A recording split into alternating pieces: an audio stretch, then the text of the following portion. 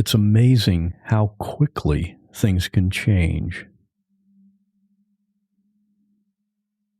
Michael lives with his wife, Moo, in New York City.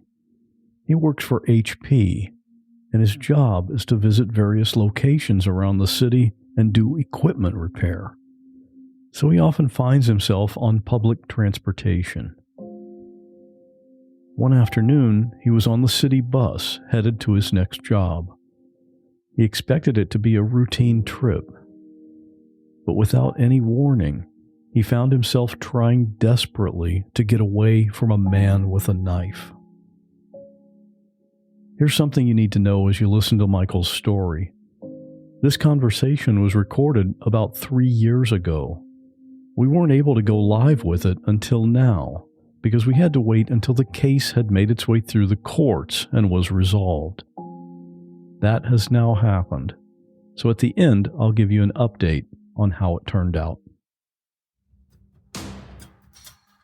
Real people in unreal situations. There is a girl hanging by her broken leg from the telephone wire. And I called 911 and I said, I found a baby. I turned around.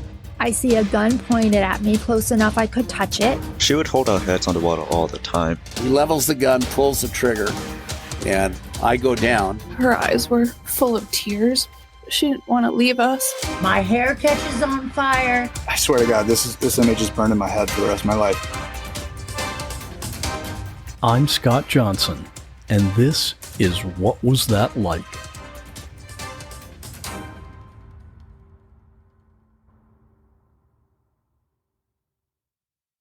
Living in New York City, people think, wow, you must see all kinds of stuff. Have you seen attacks like this one before? Well, I got to tell you, not to this degree where, these were very severe injuries inflicted. You see fights, arguments, a lot of arguments, but don't generally turn into, fisticuffs or worse. Generally, it's squashed by other people on the bus. Typically, most of the transportation in New York City is very crowded, subways and buses. But the COVID situation kind of makes everything a little bit different. There weren't as many people out and about. Yeah, for people listening in the future, this right now we're going, it's like halfway through 2020 and we're in the middle of a pandemic. In New York, it's such a crowded place overall. Just about anywhere you go, you're in a crowd of people pretty much. But it's not quite that bad as it is usually because of the virus? Right. And this was back in May, so the very beginning of May. So it was at the height of the pandemic and the bad numbers, right? The deaths were starting to rise and the curve was definitely on the rise. So that did keep people at home. And yeah, it was like a ghost town downtown. Times Square was completely empty, which is a very creepy feeling when you're used to all the tourists and all of the people coming out for lunch from the big corporations down there. But nobody, literally nobody was down there. We were told to stay home if we can. But yet buses were still running. Right. Both the buses and the subways were still running on somewhat normal schedules.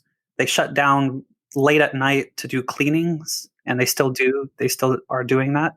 So between really late at night, like 1 to 4 a.m., they would shut down the subways to clean them. So no service was available. Is this bus route that you were on, is this a route that you take regularly? Not to get downtown. So many things were different about what happened this day. So this is just the beginning, like getting on the bus. That is not something I would normally do because the service call that I had that day was right on the bus route, essentially right across the street right across Columbia University. So I would just walk through the university to get to the other side of the university. And what kind of work do you do? Field service, a technician. So I work on office equipment, computers, printers, copiers. This day you deliberately chose, would you normally take the subway?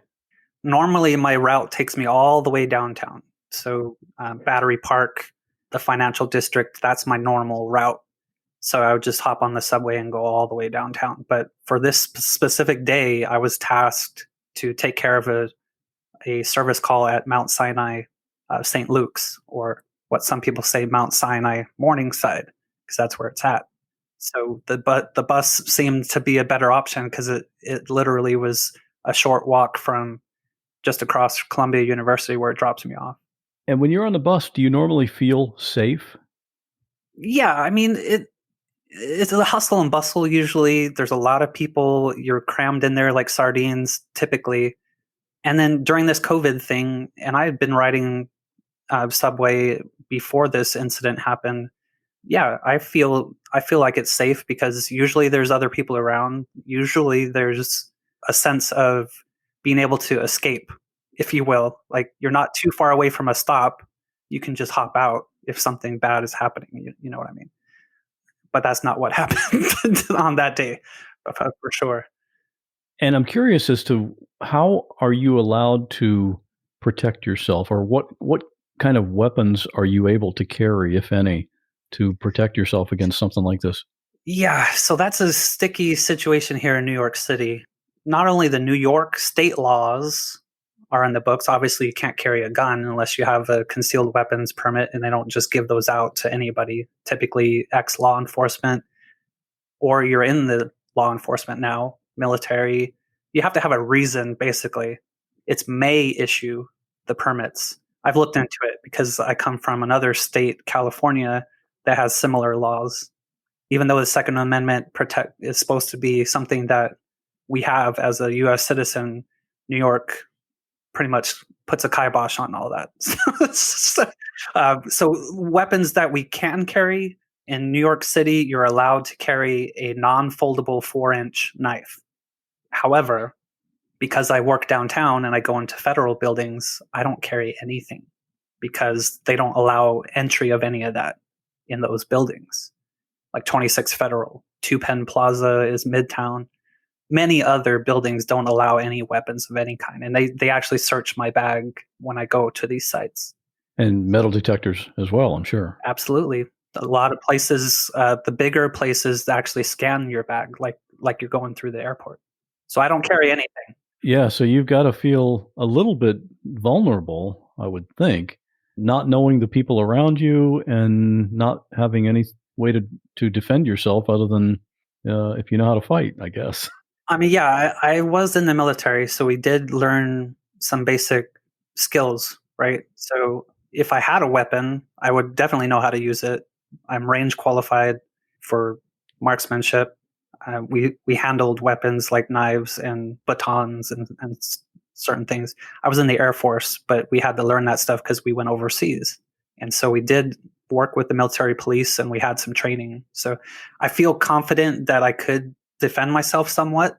But as we get into more details of the story, I'll tell you why that wasn't an option.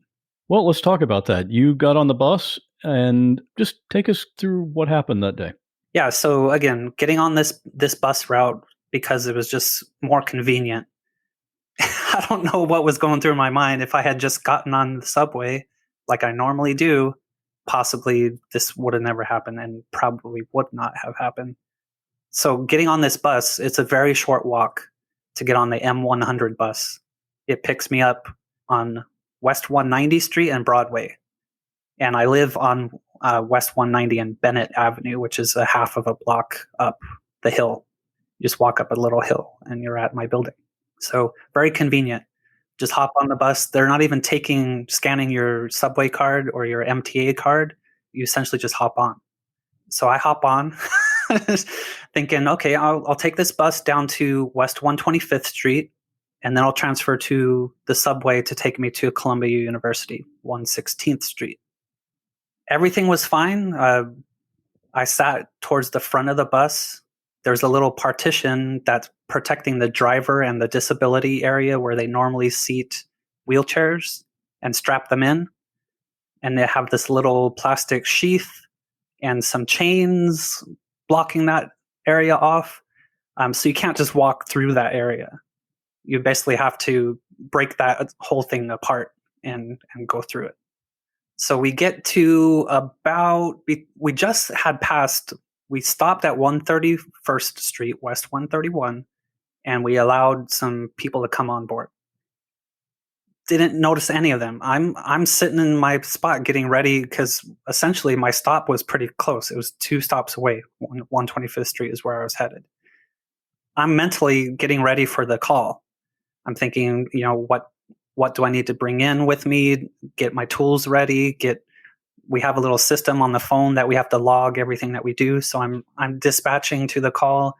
I put my phone in my pocket, and then once we started moving again off of 131, I hear some yelling in the back of this bus. Now, this is a tandem bus. And if you know anything about the buses in New York City, you'll know there's 2 different types. You have one standard bus that holds about 30, 35 people. And then you have a tandem bus that actually is split in the middle so it can move and get around corners and like those fire trucks that you see with a driver in the back, how they swivel in the middle. That's this bus. So it's a really long bus. It's probably about 30 feet long. Can you walk between those 2 sections on the bus? Yes. So that swivel point is a platform you can actually step on and step through.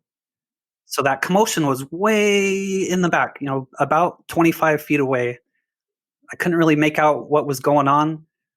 But as soon as I pick up my head and look to the right towards the rear of the bus, all I see is people starting running towards me. So I'm just looking around trying to figure out what's going on. So here they come running right past me. And then I get a glimpse of the suspect for the first time behind these people. Not chasing them, he was walking, which is kind of odd in a way. It's just very surreal, almost like a movie was going on right in front of me, like Friday the 13th or something, yeah, right? yeah. It was like there was really no sense of anything was wrong other than they were running away from something. So I thought maybe there was a fight back there and they were just getting away from the situation. And then I see this guy walking closer to me. There was a young lady that had passed me, was the last one that ran past me, and then there was an older lady having trouble. So I grabbed her and helped her get behind me. And those people were getting through the chains to get to the front of the bus. Just caught a glimpse of this guy as I was helping this woman. I caught a glimpse of him in the corner of my eye, and then that's the first time I saw the knife. Immediately, the fight or flight system in your body just takes control. Like you lose all mental capacity, and you either are going to face this situation or you run. So I start backing up, making sure this lady gets through to the front of the bus where everybody else was congregating. And he just kept getting closer and closer as I'm trying to get her, shoo her back out of danger. How was he holding the knife? Was it in like an attack position or just carrying it? Or no, he was just carrying it on his side, somewhat trying to obscure it. Like maybe he was trying to hide it from me so I wouldn't see it, is how I was looking at it. But I did see it eventually. This guy is well over 6 feet tall, probably about 6'4".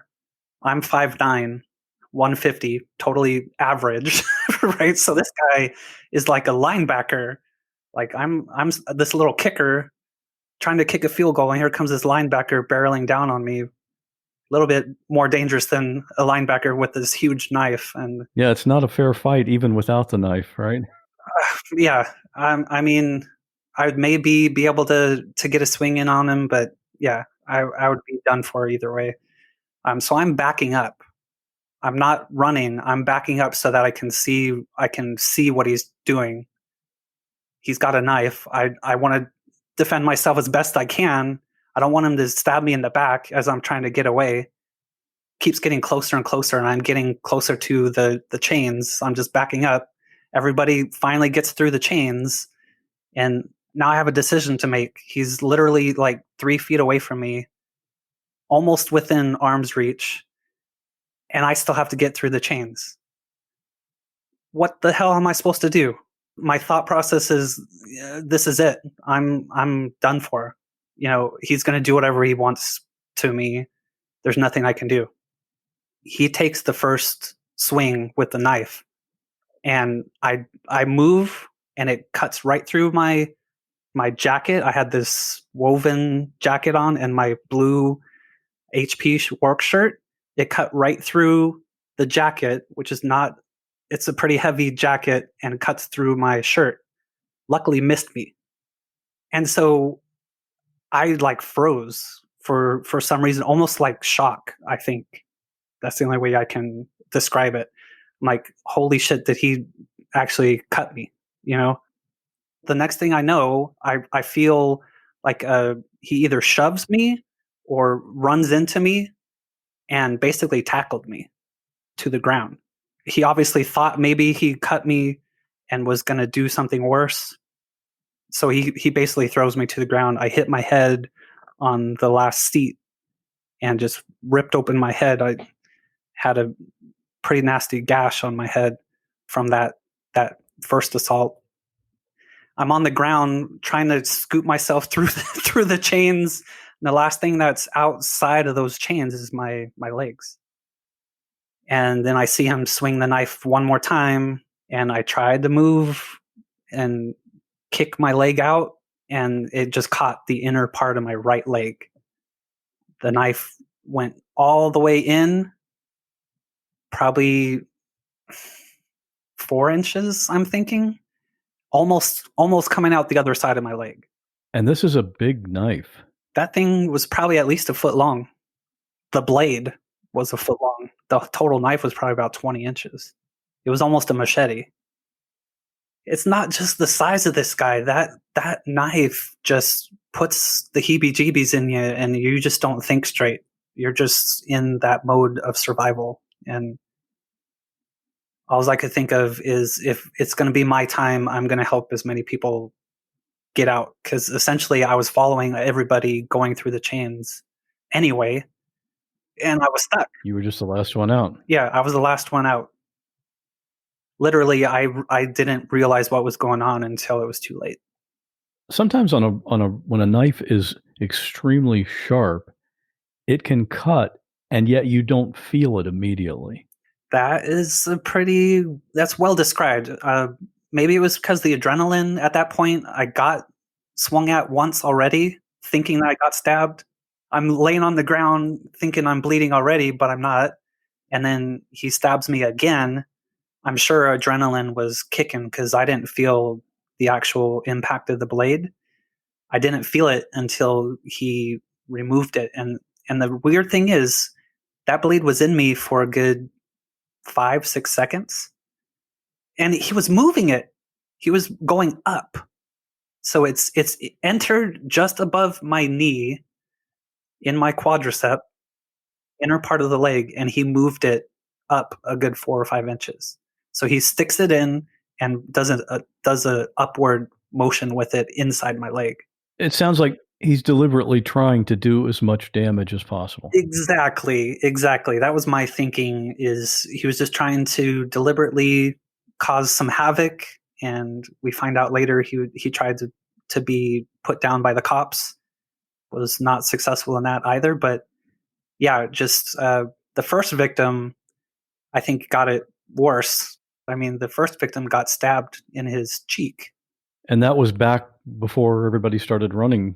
Yeah, apparently it went through his hand, or part of his hand, and ended up right near his nose, and a gash down to his lip, his mouth. And everybody on the back there saw that happen. They were privy to see that whole thing, and unfortunately I wasn't able to see that. Otherwise I would have been through those chains first, because I was well ahead of everybody. I mean, there were only 8 people on that bus, including the suspect, so it was really weird that there would be a tandem bus at that time of day anyway. You got to be thinking, what is going on? I don't even know this guy. The way I was looking at it at the time was, this guy is obviously crazy. You don't know why he's doing this. I don't know why he's doing it. I don't know what his aim was, to what kind of statement he was trying to make. You know what I mean? But I feel like I got singled out just because I was the last opportunity he had, essentially. We were approaching the next stop. He's got the knife in my leg. He's moving it up in the process of doing more damage, and the bus comes to a screeching halt. Like, everybody was lurched forward, including him, and that motion essentially made him take the blade out. Like, he lost his balance, so he was trying to catch his balance again, so he let go of me and then decided to run out the door just to get away, or try to get away. And did the bus stop because that's when the bus driver realized something was happening, or was it the actual stop? Yeah, so right. So this is like being a really bang bang situation where people are running towards the front. They're climbing through this chained up area, and so they're alerting the bus driver that this is happening. Meanwhile, I'm on the ground trying to get through the chains, and he's stabbing me. And then so right at that moment, the bus driver slams on the brakes. Who knows what would have happened if that didn't happen. I think he really did want to kill me. The bus lurches to a stop. He tries to get out of the bus, which he successfully gets out the bus. He goes out the side door, which is the closest exit. I hear later that he tried to hide behind some cars. Just really weird. You're not going to get away with doing something like this when there's been several people that saw you do it. They see you getting off the bus. They're tracking your movement, and he decides to hunker down behind some parked cars. I don't get that, but he's deranged. But luckily, there were 2 cops from the 6th district, I think, were on patrol nearby, and they heard the commotion and were right there. Very odd that they would be right there, but they essentially saw the whole thing, him coming off the bus. They already had the description over the radio, I'm assuming, because they drew their guns on him. And luckily, he dropped the knife and they were able to apprehend him. At this point, I know I'm in dire straits. There was so much blood streaming down my leg, it filled up my shoe. I was trying to get up because I still didn't know if he was still on the bus, if he was coming back because he just ran out. Maybe he's trying to run it back in. I'm just trying to get more towards the bus driver and call for help, making sure the bus driver is calling for help, knew that I was there. So in the midst of trying to gather myself and get up just to assess what damage there is, I'm already bleeding out. Like, my shoe is full of blood. I'm dragging my leg and there's just a trail of blood behind me. So the only thing I could really do was to remove a piece of nylon thread out of my backpack and use it as a tourniquet. Another thing we learned in the military. So I cinch this down on my leg as tight as I can, starting to go into shock. I'm kind of slinking down on this chair, and that's the last thing I remember before the cops come in and the paramedics start coming in. Because I wake up and I'm in a pool of blood, and a police officer is cinching a real tourniquet on my leg. So I think I was out for about 25 to 30 seconds, long enough for a little pool of blood to form. And you had a head wound as well. Yeah, so blood was streaming down the back of my neck. The head wounds always bleed excessively as well. Yeah. So exactly. That place must have been a bloody mess. Yeah, it looked like a war zone. You would think something bad happened in there for sure. Like, I don't know if you ever seen the TV show Dexter or American Horror Story. Some of those shows that show some gruesome things, it just definitely looked like that. Like something happened on that bus for sure. So the EMTs got there pretty quickly then. Yeah, so we weren't too far away from where the cops were there, and there's routinely ambulances going up and down that area. There was a hospital nearby, and Mount Sinai was just down on 114th Street. So we were about 3/4 of a mile away from the hospital. We have this app now called Citizen. Maybe you've seen this app. Essentially, if something is called into the police, this company monitors the dispatch for the sheriff and the police departments around the area. So it'll alert you if something is going on in your vicinity. So you have GPS running, you have this app running, and it'll give you a push notification that something's going on in your area. So there's things happening all the time. So a lot of assault, a lot of shootings, knife, a lot of it is gang activity. And you can see little pockets of this activity, and you can definitely say that's probably gang related.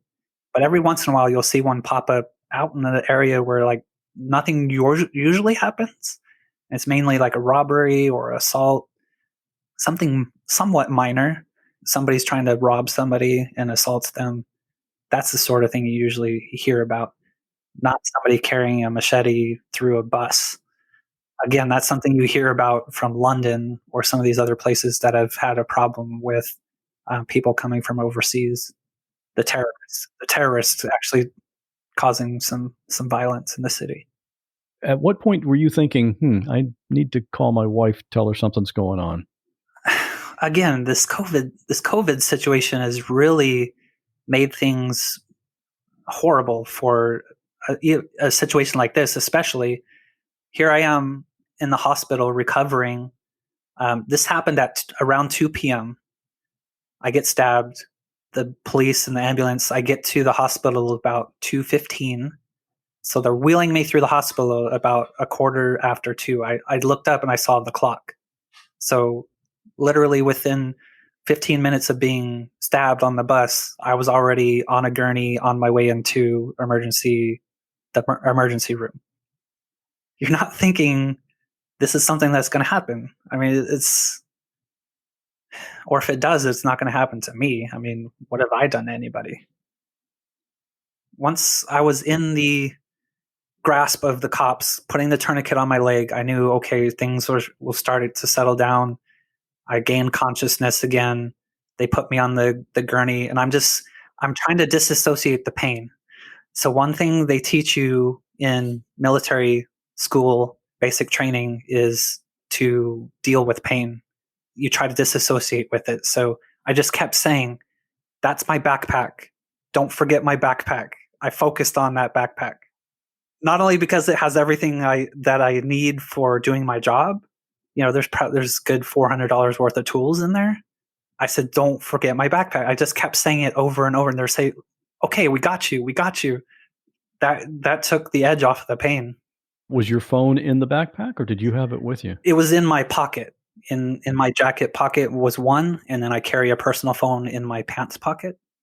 So they're putting me into this ambulance, and they're starting to assess my wounds, and they're like, we have to cut off your clothes. Do you care about these clothes? I said, look at them. They're already wrecked. Blood's everywhere. My shoes are ruined. My clothes are all bloody. My jacket's all tore up. So I said, go ahead, cut everything off. So immediately I lose all of my communication devices. They took my clothes, they put it in a bag. I saw them do this while they're shoving IVs in me and starting to administer medicine. They're shoving everything in a clear plastic bag. I saw them while they were doing this. So yeah, trying to tell anybody what was going on was impossible. After I figured out they had my backpack, I saw them put that in the bag. I kind of relaxed a little bit and just said, call my wife. That was the next thing I focused on, was somebody has to know what's going on. Call my wife. And they're asking, who's your wife? I said, look in my phone. It's Mu Yang. She's my wife. And then they said, okay, we got you. Again, that's said in New York. I got you. You know, that's just a saying in New York. But apparently they didn't have me because nobody called my wife. The wound itself was so traumatic that I think everybody just forgot everything that was going on and was just focused on the issue that my leg was. I was basically bleeding out. I'm assuming had I died, they probably would have called her, because that would be the first thing they're thinking about, is to notify the next of kin. That's typically what they would do. But for stabbing victim, what's the protocol in the COVID-19 era? I mean, they had all of my materials. I find out later that the protocol of the hospital, I was supposed to get my belongings as soon as I was out of recovery. That didn't happen. And I was so full of, they gave me fentanyl when they were cleaning out the wound. And that last thing I remember is them somebody was sticking their hand in my leg and lights went out. So if it was me passing out or the fentanyl finally kicking in, I just felt immense pain. And then the lights went out. I was given fentanyl. I was given some other pretty hard drugs, oxycodone in recovery, just to get off the fentanyl probably, and still give me something. They started with the oxycodone.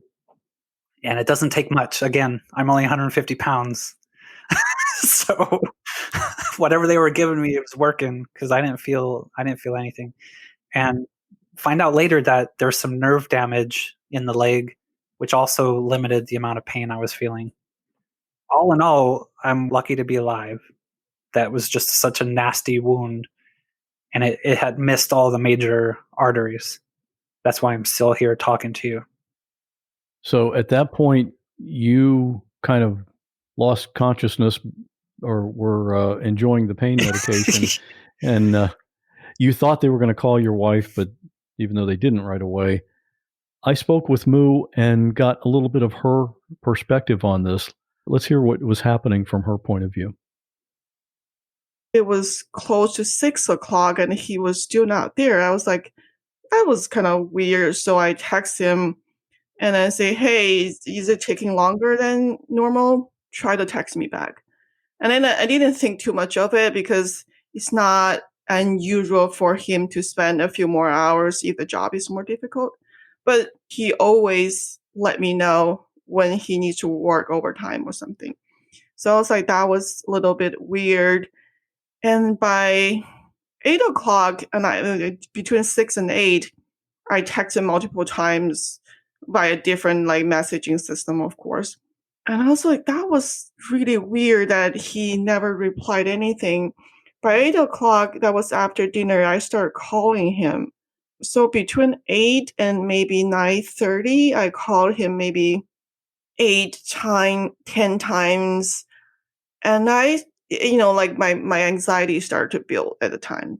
But I wasn't freaking out. I was like, that was kind of weird. So close to 10 o'clock, my thought process was, okay, you know what? Maybe he's cheating on me. That would be great. Because your thought process is such that, okay, knowing him, there's only two possibilities because I'm a very rational, I'm a very logical woman. So I was like, Mo, there's two possibilities. One, he's injured and in an accident. Two, he's cheating on you. So I was like, please God, and I'm not even a Christian or anything. So I was like, please God, please make him please let be that he's cheating on me and not something else. He's safe and sound and physically, and if he's safe, I can accept anything. I can work out anything. Yeah, so that's my thought process. A little weird, but that's what happens when people, dealing with this sort of stuff. So by 10 o'clock, I was like, okay, you know what? Let me just go ahead and check my voice message, even though I never do. And there was a chirpy nurse. And it goes, hi, my name is Michelle. I'm a nurse at Mount Sinai Morningside. I'm taking care of your husband. He's out of surgery. He said he will contact you later. Bye. I'm like, wow, what a cheerful way to deliver such a message without any information. So I immediately called the hospital. And they said, well, ma'am, we couldn't give you any further information because HIPAA. I'm like, I work at a medical center. I had to take HIPAA training every single year. I know what it is. I know what it says. It doesn't apply to spouses. If you can verify my information, which we can easily do, you should be able to, because you already told me that he's out of surgery. You already told me what happened to Michael Jones. So all I need to know is exactly what happened and if he's okay. It's okay if you guys don't want to tell me any details.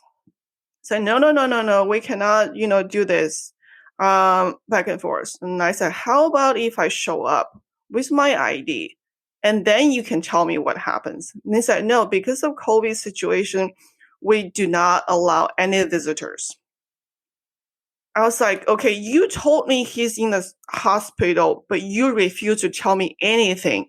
Not even okay, not okay. I keep calling the nurse every 15 minutes. So by the 6 or 7 calls, the nurse got so fed up with me. They finally, somebody, I don't know which one, they finally gave me a number. He said, okay, call this number. I don't know what that number is.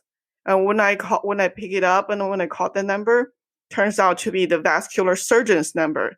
The guy sounded kind of annoyed at the beginning. He said, how did you get this number? Who are you?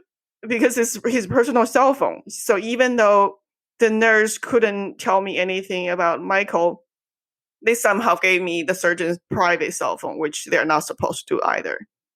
But anyway, luckily this surgeon was very, very understanding and very nice. He told me from what he understood what had happened.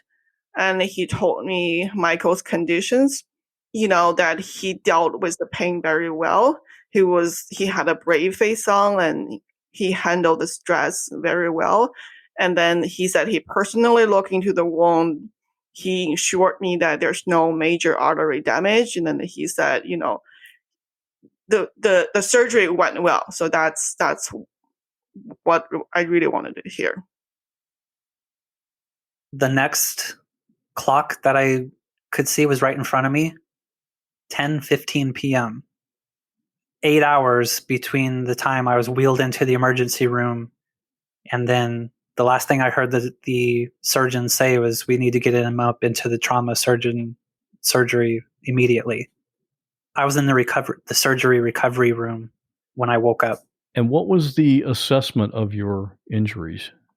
In recovery, I'm asking all kinds of questions. I had some medical training because both of my parents were nurses, RNs. I had read all of their literature. I had wanted to become a doctor, but chose to go into the military instead.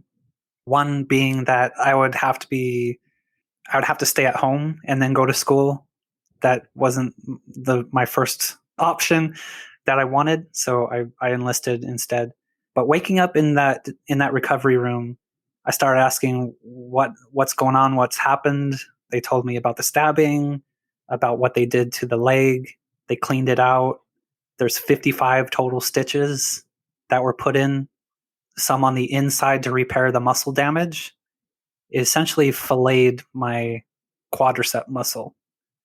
So if you've ever had a steak and they butterfly it, essentially that's what that knife did to my quadricep muscle. It basically butterflied my quadricep.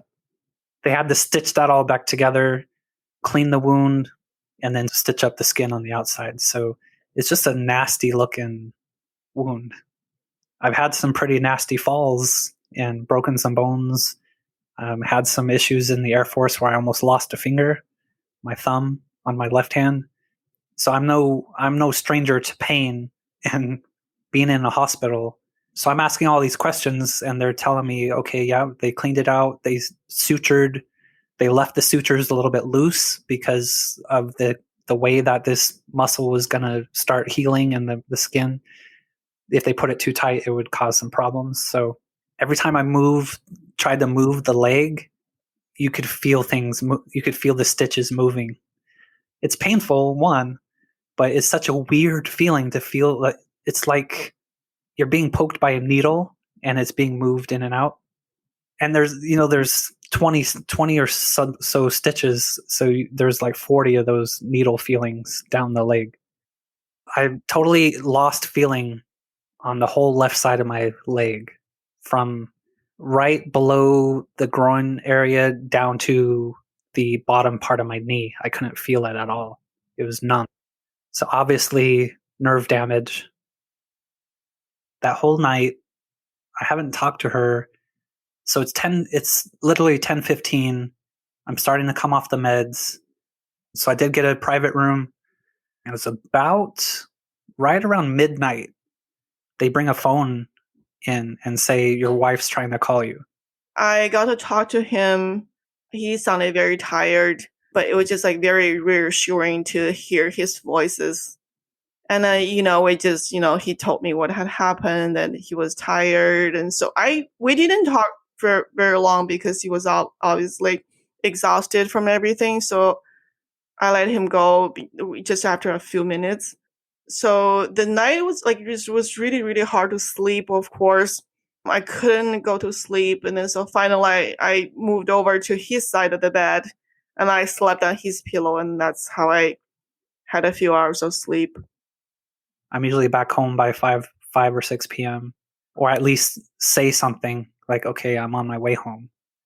But because of the COVID situation, because of the HIPAA laws, they weren't able to divulge any information. Even though she's my wife, how are you going to prove that? And then she's not allowed to come into the hospital because of the COVID situation. So it was just a big mess. What do you know about the man who attacked you? Hadn't seen him before. Didn't even see him come on the bus. He wasn't there when I got on. But as people were getting on, as we progressed through the bus stops, he must have gotten on. Who knows? You found out a little bit about him and his history. Yeah, so my wife is the investigator of the family. You don't want to be put in a bad situation, and my wife gets word of it because she'll find everything out about it. So what did she find out? Just that this person had been previously incarcerated for up to 15 years in a federal prison, previous assaults. He had just gotten out of a relationship with his wife. They had a child together. So he wasn't dealing with that separation. I think that was part of the anxiety that precipitated this attack, possibly. He was unemployed, drug addict, not on the right track for sure. And with all those things going on, that's not someone you want to encounter. Yeah, I mean, from what it sounds like, he was trying to do the death by cop. So I would assume he's carrying that knife because he wants to have an altercation with the police. How he ends up stabbing the two of us, that's what I'm still questioning. Well, when mental illness is involved, though, the logic doesn't really play a part. Yeah. I don't think. Yeah. Especially if he's like schizophrenic, he's hearing voices. That's possibly one aspect of this. That's what he claimed to his sister after the fact, that he was hearing voices. And I should mention, I did contact his sister to possibly comment as part of this episode, and she declined.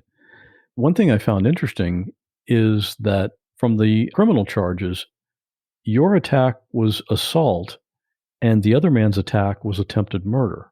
Do you know why that was? How they differentiate that? Apparently, it's the way of the injury and then the intent of the injury. So he was, and I got a description. We ended up in the same trauma area of the hospital. So I was asking the other guy, again, trying to deflect my pain. I was talking to the other victim and asking him what happened. He said the guy was trying to cut my neck. So he was swinging, he was trying to insert the knife in his neck, and he did one of these, like put his head down, put his hand up. It goes through a piece of his hand and into his face. So the hand deflected it away from the neck, and that's how he got stabbed in the face. That makes sense then as far as the legal charges then. I mean, if you're going with a knife to somebody's neck, that's obviously attempted murder. Anything from the shoulders up. But in your case, if even in your leg, if it would have cut an artery, yeah, I would have been done. There wouldn't. Yeah, you're out. 30 seconds, I would have bled out for sure. Would you be nervous about riding the bus again? I am if it's empty. I definitely scope out who's getting on the bus and who's on the bus. But interestingly enough, I'm using a cane now. So guess what I get to do? I get to get in the front of the bus, behind that partition with the chains and everything, and I'm right by the driver. There's no safer place to be on that bus than where I get to sit now. And you have a long stick in your hand. Exactly. So I do have a weapon now. I mean, this is just so ridiculous. Some of these laws. I ended up talking to the New York Post, was the first journalist that had contacted me. Somehow they got my phone number. Maybe Moo gave it to them, or somebody they got my phone number, possibly from work. They knew that I worked for HP. Obviously, I was wearing the shirt, and they got pictures of me in my shirt. So in any case, it was kind of weird. The detectives come and see me about 12 or 12:30, right around the time that Moo was trying to call me. These detectives show up and start questioning me. So I get through that questioning. They give me their business card and tell me, if there's anything else, blah, blah, blah, let us know. And then right after they left, the New York Post calls me for comment. So there's a couple of articles out there. The Daily News contacted me as well. And then ABC picked up the story. And so there's a short video, ABC 7 shot some video of the bus, the aftermath, if you will. It was the New York Daily News was actually on scene shortly after it happened. And I mean, they must have reporters roaming. Well, their photographer, Greg Mango, I spoke with him, and he graciously allowed us to show his photo of the actual weapon. So we'll have a picture of that on the website and the show notes for this episode. People that want to see it, it is. What do you get a load of that? That's and then where you see that blood on the knife, that's essentially how far it went into my leg. There's a demarcation of blood on that blade, and you see it in the picture. So it's a good at least 4 inches. I'm glad you survived. I know you're still recovering. Thanks for sharing your story. Thanks for having me on, Scott. I want to give a big thanks to my friend Megan for connecting me with Michael and Moo. That's often how I hear about these things. Someone knows someone who went through something. So please keep your eyes and ears open for me, because I'm always looking for new stories. As I mentioned at the top of the show, we recorded this and then we had to wait. I would check the court website every month or two just to see the status, and every time there would be a new date and the next court appearance like 2 or 3 months later. This went on for about 3 years after the attack. Finally, the case was closed because it ended in a plea deal. The Manhattan District Attorney, Alvin Bragg Jr., announced on November 9, 2023, that the perpetrator, 49-year-old Willie Gomez, was sentenced to 14 years in state prison. Even though there were 2 victims, his conviction was for 1 count of assault in the first degree, which is a Class B felony. So it's 14 years in state prison, then 5 years of post-release supervision. Personally, I think he got off pretty easy for such a vicious and random attack. You can see pictures of Michael and Moo and get a full transcript of this episode at whatwasthatlike.com/163. Before we wrap up, I wanted to talk for just a minute about how you can submit a story for the podcast. I get people sending me emails or Instagram DMs or Facebook messages with their story ideas, but really the best way to do this is through the website. If you go to whatwasthatlike.com and click on Your Story, it'll take you to a page with the full instructions. The mistake that a lot of people make when sending in their story is they say, "I'll try to make this brief." In this situation, being brief is not a good thing. What I really, really want is to see a detailed story of what happened. When I read something like that, even though it takes longer to read, it means I can get a much clearer picture of how well that story will work as an episode. The downside of a really detailed story is that it's more work for you. You might write out that long story and it still might not work as an episode of the podcast. But including all the details is one way to improve your chances. And in some cases, even though it might not be a good fit as a full episode, a lot of them work as listener stories, and I need those too. If there's any way I can use your story for the podcast, I want to do it. Graphics for this episode were created by Bob Bretz. Full episode transcription was created by James Lai. And here we are again at the end of the episode, and we're about to hear this week's listener story. These are 5 to 10 minute stories sent in by a listener, just like you. We end every episode this way, so if you have something interesting, just record it on your phone and email it to me. This week's story is about a mishap while on vacation. Stay safe, and I'll see you back here in 1 week with our next flashback episode. See you then. Hi, Scott. First, I want to tell you how much I enjoy your podcast. Thank you for all your hard work in putting all of these episodes together. My name is Brenda, and I'd like to share a listener story that happened to me many years ago. This was in the late 1980s and became a bit of a family story heirloom. My husband and I decided to take our kids to Disneyland for summer vacation prior to school starting. We drove from Washington State to the Bay Area in California, where my sister and her husband were living.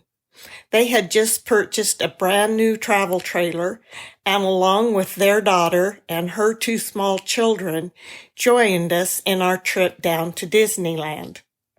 My sister and her family were in a large van pulling the trailer, and my family and I were in a separate vehicle following behind. Several miles down the freeway from their house, my brother-in-law pulled over on the side of the road. Not knowing what was going on, I got out of our car to find out what was happening. My brother-in-law said my sister couldn't find her purse and thought she may have left it in the trailer. I followed him inside, and while he was looking around the front part, I went to the back of the trailer to the bedroom and looked in cupboards and closets for the purse. All of a sudden, I heard the trailer door shut and the lock turn with a click. Before I could get to the trailer door or call out, the trailer started to move and pulled out onto the freeway. I ran to the back of the trailer to the back window to signal to my husband that I was a trapped passenger in a moving trailer. But to my dismay, the back window had an outside cover pulled up for travel. This was, of course, all well before cell phones, so I was literally trapped with no way to communicate with anybody. It was very warm in the trailer, and in the middle of California, and in August, I was feeling helpless. I started to panic a little, trying to calm myself down.